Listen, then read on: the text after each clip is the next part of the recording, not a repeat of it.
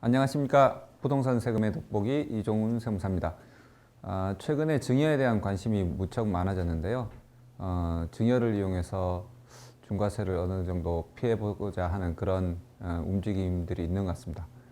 증여에 따른 효과와 왜 증여를 하는지, 그리고 증여를 할 때 주의할 점, 이런 것들을 좀 살펴보도록 하겠습니다. 증여를 처음 고려하는 이유가 최근에 부동산 관련 세법들 개정 때문에 더 이상 보유가 부담스러운 경우에 종부세율이 많이 올라갔고요. 종부세율도 올라갔고, 향후 계속 기준시가도 현실화시킨다. 최대 90%까지 올리겠다라고 하고 있고요. 공정시장가액 비율도 이제 80%에서 출발해서 90%까지 왔고, 95% 곧 100% 되죠. 그렇게 해서 여러 가지 요인으로 보유세 부담은 굉장히 가중될 겁니다. 또한 양도세, 중과세는 뭐 모르시는 분이 없죠. 그래서 갖고 있자니 부담스럽고, 그렇다고 팔자니 더 부담스럽고, 그런 상황이 되어 있습니다. 그래서 이참에 그러면 증여를 하는 것이 어떨까, 이런 것들을 고민을 하는데요. 증여를 하면 어떤 장점이 있기 때문에 이런 고민을 하느냐. 일단 증여를 하고 나면 증여받은 사람이 또 양도할 때 양도소득세가 절세될 수 있습니다. 증여 당시 가액으로 취득가액이 되기 때문에 예전에 취득했던 증여자가 취득했던 취득가액보다 훨씬 높은 증여재산가액이 수증자의 취득가액이 됩니다. 그래서 그 수증자가 되팔 때 양도소득세가 절세가 될 거고요. 그 다음에 증여한 사람도 뭐 다주택자에서 2주택자 또는 2주택자에서 1주택자로 가면서 양도소득세가 낮아지게 될 거고요. 또 경우에 따라서는 부부간 증여로 해서 공동명의로 소유를 하게 되면 나중에 양도할 때 공동명의 자체가 양도세를 절세하는 효과가 있습니다. 그래서 분산 소유, 그리고 경우에 따라서는 종부세도 절세가 되죠. 그래서 증여하는 것이 여러 가지 세금의 절세가 된다. 그 다음에 이번에 뭐 만약에 자녀에게 증여를 한다 그러면 나중에 상속때 증여하는 걸 좀 당겨서 일찌감치 분산해서 자녀에게 증여를 하게 되고, 그렇게 해서 상속세도 절세할 수 있고, 또한 뭐 자녀가 이렇게 증여를 받아서 어느 정도 자산이 형성이 되면 그 자산을 이용해서 또 자산을 더 키울 수 있는 기회를 빨리 가질 수 있기 때문에 세금을 좀 부담하더라도 증여를 하겠다라고 하는 분들이 생기는 것 같고요. 증여의 단점은 양도와 달리 양도를 하게 되면 양도 대금이 나한테 들어오고, 그 양도 대금으로서 뭐 양도세를 낼 수 있기 때문에 세금에 대해서 뭐 세금이 비록 많다고 하더라도 크게 납부 자체는 부담이 없습니다. 근데 증여는 대부분 가족 간 증여잖아요. 그래서 가족 간에 증여를 했는데 가족 안에서 돈이 뭐 오고 가는 것도 없지만 외부에서 들어오는 돈이 전혀 없죠. 그래서 외부에서 들어오는 돈이 없는 상황인데 돈을 세금을 납부를 해야 되는 그런 상황이 되기 때문에 어쨌든 세금이 부담스럽다라는 게 있고요. 그 다음에 이 증여 효과를 극대화하려면 이제 동일 세대원 사이에 증여가 일어나면 앞에서 말한 뭐 이런 목적 달성이 쉽지는 않거든요. 그래서 세대를 분리시키는, 자녀에게 증여를 하고 자녀가 또 별도 독립세대가 되는 그런 과정에서 비용이 발생하고 생활상의 불편한 점들이, 원래 가족들이 같이 모여 살던 가족들이 떨어져 살아야 되는 그런 현상들이 발생하기 때문에 좀 어려운 점이 있다고 할 수 있겠습니다. 그럼 우리가 이제 양도세, 중과세를 위해서 중과세를 회피하기 위해서 증여를 고민을 하는데요. 우선 수증자가 동일 세대원이면 효과가 반감된다고 했습니다. 그래서 별도 세대원이 되는 것이 되게 중요하고요. 그 다음에 증여받는 사람, 수증자가 주택수가 이미 많은 사람이면 또 효과가 떨어지겠죠. 그래서 수증자나 증여자의 주택수, 보유하고 있는 주택수를 잘 고려를 해야 되고요. 아까 이제 외부에서 유입이 없는 상황에서, 현금 유입이 없는 상황에서 세금을 내야 되기 때문에 수증자가 세부담 능력이 있느냐. 만약 수증자가 세부담 능력이 없다면 또 증여자가 그 세금까지 재차 증여하게 되는 대리납부하게 되는 부분이 생기게 되는데 그 대리납부 부분도 증여로 보기 때문에 증여세가 계속 가산이 되죠. 그래서 생각보다 더 한 1.3배에서 1.5배 정도 생각보다 세금이 더 나오게 되는 경우도 있습니다. 이런 것도 충분히 고려하셔야 되고요. 그렇지만 이제 증여를 하고 나면 증여자는 일단 주택수가 감소를 하죠. 주택수가 감소하게 되면 종부세는 당연히 감소할 거고요. 그 다음에 이 증여자가 향후 양도할 때 양도세, 보유주택이 줄어드니까 양도세도 감소하게 됩니다. 자녀주택 수가 한계가 남을 때는 비과세도 가능하다. 그다음에 수증자는 자산 형성이 되죠. 그래서 자산 증식의 기회를 갖게 됩니다. 그 기회가 빠르면 더 많은 기회를 창출을 할 수 있겠죠. 그래서 자녀에게 자산을 증여하는 것이 요즘 많이 생각해 보고 있는 그런 이유인 것 같습니다.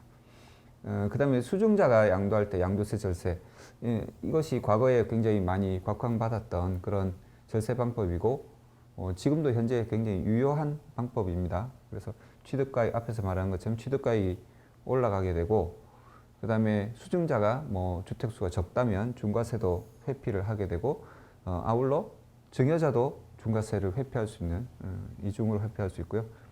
수증자가 1주택자라면 비과세도 가능하겠죠. 최근에는 뭐 2년 조정대상 지역에 증여를 받았다면 2년 거주를 해야 되는 그런 부분을 해결할 수 있다면 충분히 좋은 절세 툴이 되겠습니다. 그럼 사례를 가지고 한번 구체적으로 생각해 보겠습니다. 어디까지는 사례이기 때문에 제가 임의로 만든 건데요. 증여자는 2주택자라고 하고 둘 다 지금 어느 정도 시간이 지났기 때문에 어느 걸 먼저 팔더라도 중과세 상황으로 설정을 하고요. 그 중에 하나는 거주를 하고 하나는 임대를 하고 있는. 그런데 이제 명의자는 모두 본인 명의고요. 가족은 본인과 배우자, 자녀 이렇게 3인 가족. 자녀는 이미 30세가 넘어서 지금 같이 살고 있지만 분리하면 곧바로 독립세대가 될 수 있는 그런 자녀라고 한번 가정을 해보겠습니다. A주택은 B주택 둘 다 서울에 있고요. 2014년 취득했고 15년 취득했고 1년이 채 떨어지지 않았기 때문에 그 이전에 이렇게 중과세 상황이 오기 전에 A주택을 비과세 받기는 어려운 상황이었습니다. 그죠? 그래서 미루고 있다가 중과세가 됐을 것 같습니다. 그 다음에 취득가액은 5억 원, 3억 원, 현 시세는 15억 원, 9억 원 정도로 올랐다고 하죠. 그리고 B는 전세를 주고 있는데 전세 보증금이 4억 원. 그 다음에 현재 기준 시가는 시세에 대략 한 60%, 보통 70%에 맞추기는 하는데 맞춰놓고 나면 또 1년 지나면 시세가 오르기 때문에 현재 기준 시가는 9억 원, 5억 4천 원, 5억 4천만 원 이렇게 되었다라고 하고요. 이 상황에서 곧바로 A주택이든 B주택이든 먼저 팔게 되면 양도세는 5억 3천만 원, 3억 3백만 원 그런 정도 예상이 됩니다. 종부세는 두 개 다 가지고 있을 때 20년도에는 650만 원의 종부세를 냈을 것 같습니다. 근데 양도세도 세율이 곧 오르잖아요. 양도세가 만약에 이 6월 1일 이후에 오르는데 양도세가 오르게 되면 세율이 오르게 되면 A주택 양도세는 6억 4천만 원까지 올라가고 그래서 1억 9백만 원이 더 올라가고요. B주택도 3억 6천9백만 원, 6천6백만 원이 더 증가를 합니다. 종부세도 21년도 종부세가 세율이 거의 2배로 올라가기 때문에 다주택자의 세율이 2배로 올라가기 때문에 1,780만 원까지 세금으로 치면 거의 3배 가까이 올라가는 그런 상황이 되는 거죠. 이런 상황을 해결하기 위해서 증여를 고민한다 그러면 증여를 여러 가지 생각해 볼 수 있겠습니다. 우선 배우자한테 증여하는 방법, 그 다음에 자녀에게 증여하되 자녀가 뭐 독립세대가 된다는 가정하에서 증여하는 방법인데요.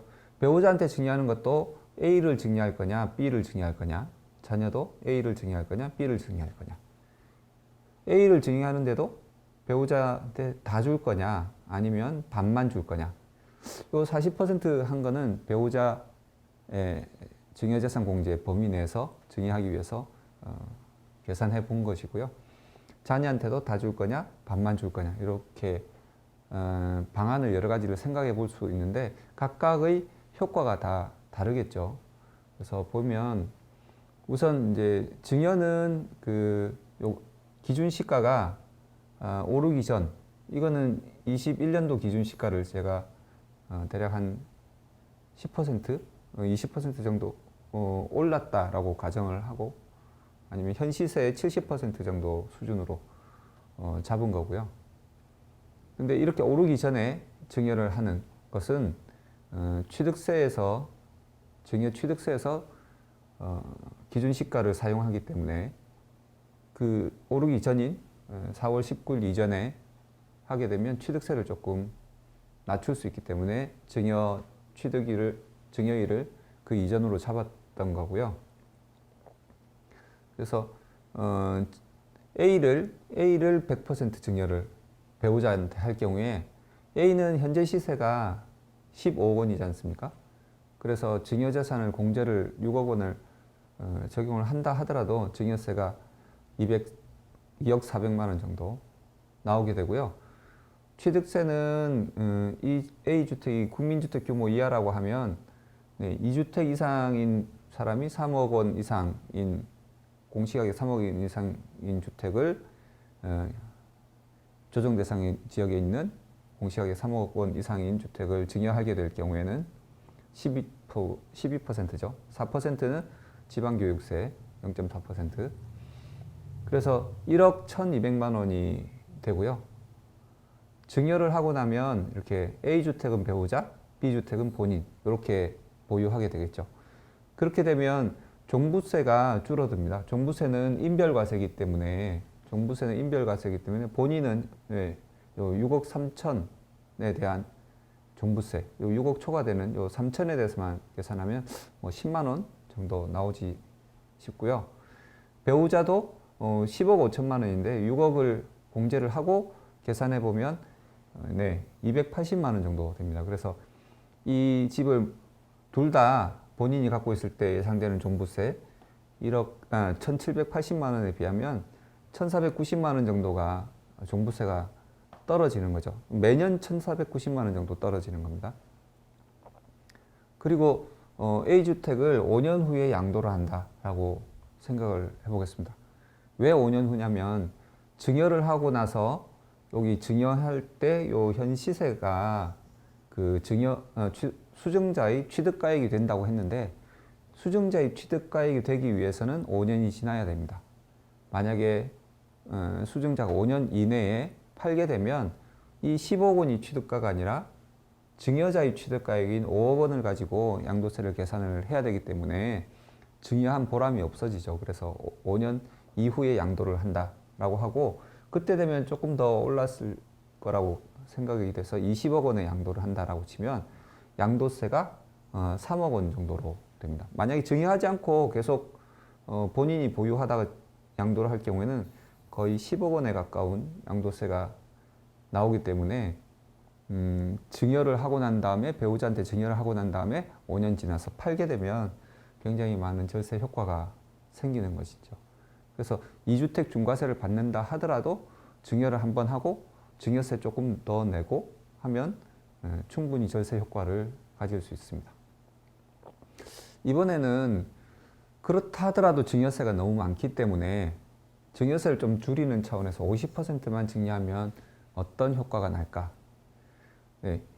15억 원에 50%만 증여를 했기 때문에 7억 5천만 원어치죠. 그래서 6억 원 공제를 하게 되면 증여세는 굉장히 많이 줄어듭니다. 그리고 취득세도 절반으로 줄어들겠죠. 절반만 하니까. 이렇게 해서 증여를 하고 나면 배우자가 절반, 본인이 절반. 나머지 B주택은 본인이 갖고 있는 이런 형태가 될 겁니다. 그러면 종부세를 고려하면 종부세는 본인이 보유한 종부세 이 부분을 내야 되겠죠. 그래서 본인은 2주택자입니다. 그래서 여전히 중과세가 되죠. 그래서 기준 시가 10억 5천만 원의 절반과 6억 3천만 원을 더한 다음에 6억을 공제하고 종부세율을 계산하면 720만 원이 되고요. 배우자는 10억 5천의 절반이 6억 원에 미달하기 때문에 배우자는 종부세를 내지를 않을 겁니다. 그래서 총 1,780만 원에 대한 종부세에 비하면 그래도 여전히 1,000만 원 넘게 절세가 되는 그런 상황이 됩니다. 그리고 또 이것을 5년 후에 양도하는 이유는 증여 재산가액을 취득가액으로 만들기 위해서죠. 그래서 양도를 할 때 20억 원으로 양도할 때 배우자는 15억 원이 취득가, 15억 원의 절반, 정확하게 절반이 되겠죠. 절반이 취득가액이 되고 본인은 여전히 5억 원의 절반, 5억 원의 절반이 취득가액이 돼서 양도세를 계산해 보면 6억 700만 원 이렇게 납니다. 아까도 말씀드린 것처럼 증여하지 않았을 경우에 비하면 굉장히 많은 세금이 줄어드는 그런 상황이 연출이 되게 됩니다. 이번에는 40% 증여하는 이유는 증여재산가액만큼 증여를 하기 위해서죠. 15억 원에 40%를 하게 되면 딱 6억 원이 나옵니다. 그래서 6억 원 공제를 하고 나면 증여세 낼 거는 없어지죠. 취득세도 그 비율만큼 줄어듭니다. 비율만큼 줄어들고요. 종부세 면에서 보면 이번에는 본인 부분이 조금 더 늘어나긴 했지만 본인은 여전히 2주택입니다. 그래서 본인이 내야 될 종부세 금액이 900만 원으로 늘어나고 배우자는 더 줄어들었으니까 당연히 종부세 낼 건 없겠죠. 그래서 총 한 880만 원 정도의 절세 효과를 가지게 됩니다.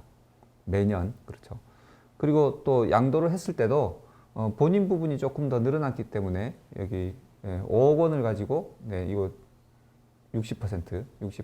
60% 쓰고 배우자는 이 15억 원의 40%가 취득가액이 되죠. 그래서 취득가액이 좀 달라지기 때문에 비율이 달라지기 때문에 양도세는 조금 더 증가를 하게 됩니다. 그렇다 하더라도 여전히 3억 원 가까운 절세 효과가 나오는 것이죠. 이번에는 A주택을 증여하지 않고 B주택을 증여를 한다고 생각해 보겠습니다. B주택은 전세 보증금이 들어있기 때문에 부담부 증여가 될 수밖에 없고요. 현 시세 5억 원에서 요 차액인 5억 원이 증여에 해당되는 거고 요 4억 원은 그 증여자가 돈 받고 양도한 거와 같다고 그렇게 되는 겁니다. 그래서 양도세가 발생을 하는데 증여세는 5억 원까지 5억 원이 증여 대상이라면 6억 원까지 공제를 하기 때문에 증여세는 안 나오고요. 그 다음에 양도세를 계산해 본 결과 1억 1,800만 원 전체를 증여하고 그동안에 양도 차익이 꽤 많이 발생했기 때문에 양도세도 4억 원에 대한 양도세이긴 하지만 1억 1,800만 원까지 나왔습니다. 취득세는 그 증여 부분은 다주택자의 증여여서 12.4%를 세율을 증여에 따른 취득세율을 적용하지만 요 4억 원은 양도하는 부분이거든요. 양도인데 이 세대원 부부 기준으로 보면 2주택자잖아요. 두 번째 주택 취득이어서 8.4%를 적용하게 됩니다. 그래서 계산해 본 결과 5,100만 원 정도 취득세가 예상이 되고요. 종부세는 보면 증여 후에 A주택은 본인, B주택은 배우자. 그래서 본인은 6억 원 빼고 나면 280만 원, 배우자는 6억 3천만 원에서 6억을 빼고 3천만 원에 대한 종부세 대략 한 10만 원 정도.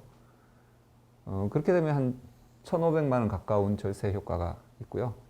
나중에 증여받고 B주택을 5년 후에 2월 과세를 피해서 12억 원의 양도를 한다라고 하면 1억 6,800만 원 정도, 증여하지 않았을 때는 5억 7,300만 원의 양도세가 나오니까 많은 절세 효과가 있죠.